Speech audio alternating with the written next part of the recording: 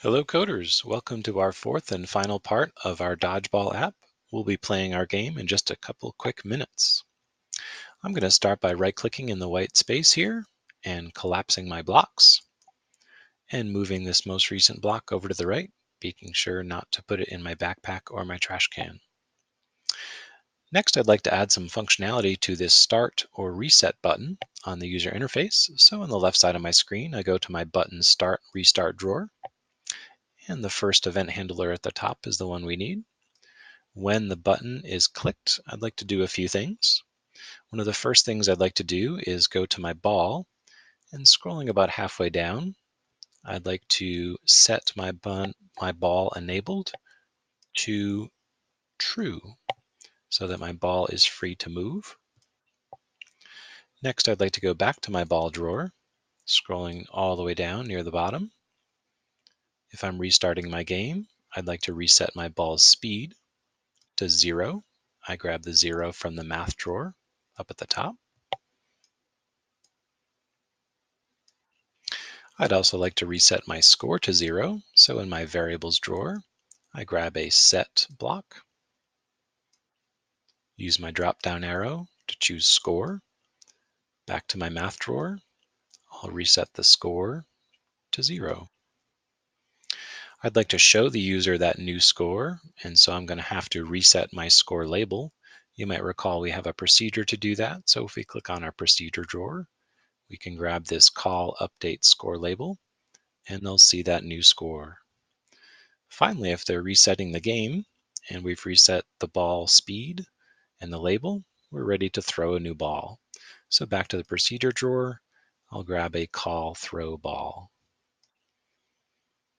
Great. Now at this point, our game is impossible to lose, which seems appealing, but we should add in some code that will stop the game when the ball collides with the cat. So I'm going to go to my image sprite cat drawer, and I'm going to choose this first event handler when image sprite cat collides with something.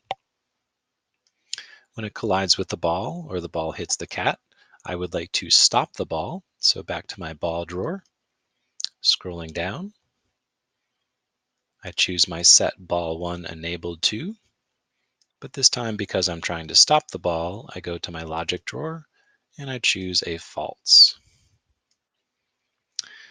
And you might recall that way back in part 1, when we built our user interface, we downloaded a sound file of a cat scream.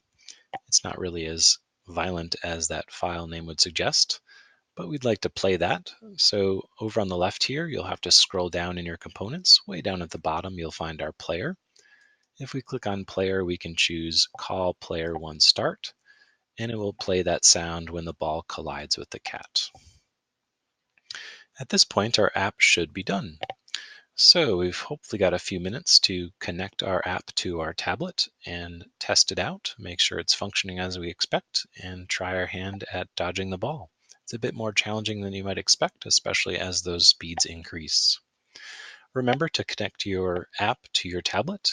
You're going to pick up your tablet and find the MIT Companion app. When you click on that icon, it will open up a screen like this here. You'll click this green checkbox, Use Legacy Connection, and then click this Scan QR code to open up your app's camera.